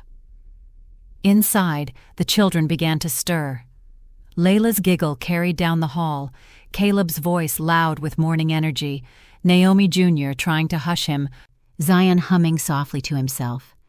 Their innocence filled the house with music sweeter than anything the band had played at that ballroom. Mabel emerged from the kitchen, apron tied around her waist, humming one of her old hymns. "Breakfast is on," she announced, her voice strong as ever. I laughed, wiping a tear I hadn't realized had fallen. "Mama, you never rest," she winked. "Rest comes later. Right now, we celebrate." We gathered at the table, me, Andre, Mama, the children. Pancakes stacked high, eggs scrambled, fruit glistening in bowls. It was ordinary, simple, but to me, it felt holy. Caleb stuffed his mouth with strawberries, speaking through full cheeks. "Mama, when you talked last night, everyone clapped." "It was like you were famous," Layla added. "Yeah, and Chantel looked mad, like really mad." Naomi Jr. leaned across the table, serious. "But you didn't get mad back. That's what made you win." Their words pierced me in the gentlest way, reminders that what I had done wasn't just for me. It was for them too. They would grow up knowing their mother hadn't stayed silent. Andre reached over, his eyes locking on mine. "You hear that? Even they know you're a force." I blushed, shaking my head. "I just told the truth." "Exactly," he said softly. "And sometimes that's the bravest thing anyone can do." Later, after breakfast, I took a walk in the garden. The flowers Mama had tended for years bloomed brightly, their colors vivid under the morning sun. I touched a rose petal, soft yet resilient, and thought about how much I had been like these flowers, weathering storms, beaten by winds, yet still standing, still blooming. Andre followed me, slipping his hand into mine. "What are you thinking about?" "About how I let him convince me I was barren, when all along life was waiting to bloom in me in ways I couldn't imagine." Andre smiled. "1 pregnancy, 4 children. That's more abundance than most people dream of." I laughed, the sound bubbling up light and free. "Guess God had the last word on that." By afternoon, news of what had happened at the wedding had spread across the city. Mama's phone buzzed with calls, neighbors stopped by, whispers carried down streets. Loretta stood tall.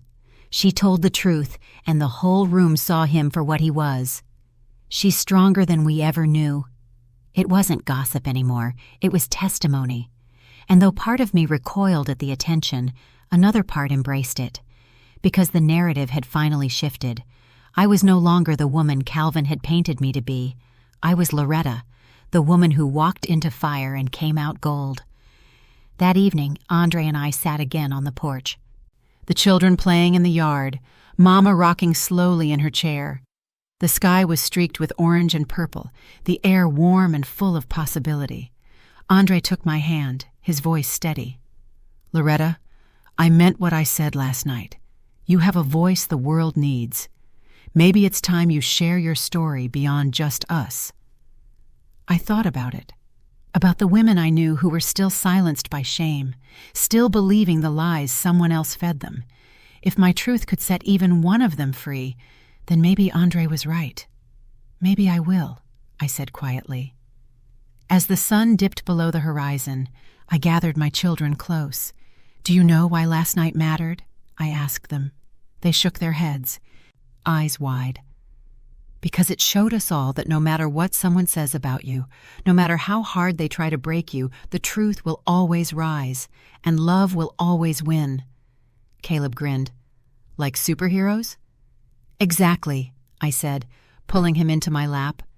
"And you 4 are my greatest superpower." The finality of it all settled deep in me. I had stepped into that ballroom ready for humiliation. Instead, I walked out with victory, redemption, and a love stronger than anything Calvin could ever offer. The past was done, the wounds were closing, and the future stretched wide and waiting. As Andre kissed my hand beneath the fading light, I whispered to myself, love had the last word, and it always would. The city had a way of moving on quickly. News that seemed earth-shaking one night became just another story whispered at beauty salons and barbershops by the weekend. But some stories didn't fade. They echoed, deep and long, because they weren't just gossip. They were testimony. Weeks after the wedding, people were still talking. Not about Calvin's designer tuxedo or Chantel's overpriced gown, but about the woman who had walked in with her head high, 4 children by her side, and the kind of quiet power that left an entire ballroom trembling. That woman was me. Life after the storm didn't feel like an ending. It felt like soil turned over for planting. There was newness in everything.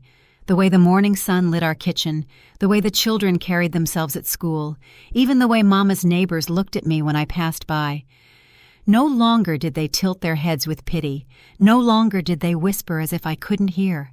Now their nods carried respect, even admiration. But the biggest change was inside me. For the first time since Calvin had told me I wasn't enough, I felt more than enough. I felt abundant. One Saturday morning, Andre surprised us with a trip. The children squealed as he ushered us into his SUV, Mabel fussing about her scarf while I tried to guess his plan. "Where are we going?" I asked, narrowing my eyes. "You'll see," he said, grinning. We drove across the city, past neighborhoods I hadn't visited in years, until we pulled up in front of a community center with faded paint and worn steps. I frowned. "Andre, what is this?" He hopped out, rounding the car to open my door like always. "This," he said, sweeping his arm toward the building, "is where your next chapter begins." Inside, the center smelled of old wood and hope. Kids ran down the halls with basketballs, volunteers passed out sandwiches in the cafeteria, and a group of women sat in a circle, heads bent in prayer. Andre guided me to a room at the back. On the wall hung a banner, "Voices Rising, Women's Support Network." I froze, my breath catching. "Andre," he turned to me, eyes earnest. "You have a gift, Loretta. You know what it feels like to be silenced, shamed, broken. But you also know what it means to rise again. These women, they need to hear that. Not from me, from you." Tears filled my eyes before I could stop them. "You really think I could—" He cupped my face in his hands. "I don't just think it. I know it. The way you spoke that night, that was the beginning. This is the continuation." That afternoon, I shared my story for the first time outside of family. I told it haltingly at first, my voice shaking, my hands cold. But then I looked around the circle, at women with tired eyes, at girls too young to already know heartbreak, at elders who had endured decades of silence, and I knew. This wasn't about me anymore. It was about all of us. By the end, there wasn't a dry eye in the room. Women hugged me, whispered thank yous, pressed my hands as if I had given them back something they'd lost. And in that moment, I realized something Calvin never wanted me to know. My story wasn't a curse. It was a calling. The weeks rolled into months. I kept going back. Soon, I wasn't just sharing my story. I was listening to theirs. I was mentoring, encouraging, organizing fundraisers. Mama baked pies for the meetings. Andre volunteered with the young men who came through the center, and the children grew up watching their family turn pain into purpose. It wasn't glamorous, but it was holy. One night, much later, Andre and I sat again on the porch, watching the children chase fireflies in the yard. The air was thick with summer, the cicadas buzzing like an anthem. "You've changed everything," Andre said suddenly. I blinked. "What do you mean?" He smiled. "Loretta, look around. You turned what was meant to destroy you into something that's healing others. You've made a legacy out of ashes." I felt my throat tighten. "I couldn't have done it without you." He shook his head. "No, Loretta, you always had it in you. I just stood close enough so you'd believe it."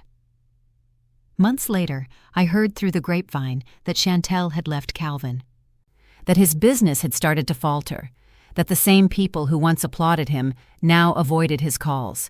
I didn't celebrate his downfall, but I also didn't grieve it. That was his harvest, not mine. My harvest was here. Children who thrived, a partner who cherished me, a community that grew stronger with every truth told, and peace. At long last, peace. The day came when Voices Rising held its first citywide conference. Hundreds of women filled the auditorium, buzzing with anticipation. When I walked onto that stage, dressed not in designer silk, but in a simple white suit that felt like armor, the applause was thunderous. I looked out at them, faces shining, hands clapping, and thought of the ballroom that night. The contrast hit me hard. Back then, I had walked into Calvin's world, a guest on his stage, expecting humiliation. Tonight, I was walking onto my stage, embraced, honored, celebrated. I stepped to the microphone, my heart pounding, and spoke the words that had been shaping themselves in me for months. No one has the right to tell you that you are barren, of children, of dreams, of hope. Life has a way of blooming in the most unexpected places. I stand here not because I was spared from pain, but because I chose not to let pain be the end of my story, and so can you. The roar of the crowd shook the walls. Later that night, after the conference, I tucked my children into bed. Caleb whispered, "Mama, you're famous now." I laughed, brushing his cheek. "No, baby. I'm faithful now. That's better." Layla added, "You're like a superhero." I kissed her forehead. "No, baby. I'm just your mama, and that's the best title I'll ever have." As I lay beside Andre, exhaustion tugging me into sleep, I thought back to that wedding night, the shame I'd feared, the humiliation he had planned, and how God had flipped the script entirely. He wanted to break me. Instead, I bloomed. He wanted me to leave in tears. Instead, I left with my head high. He wanted me forgotten. Instead, I became unforgettable. The epilogue of my life was no longer tragedy. It was triumph. And as I drifted into sleep, Andre's arm around me, my children safe under my roof, Mama's prayers still covering me, I knew the truth with every fiber of my being. Love had the last word, always. And if you sat here, heart pounding, waiting to see if Loretta would break or stand, then you would want an explanation as to why my loving husband would humiliate me in front of the whole family church at my father's burial. Click the video on your screen now to watch that next. Take care.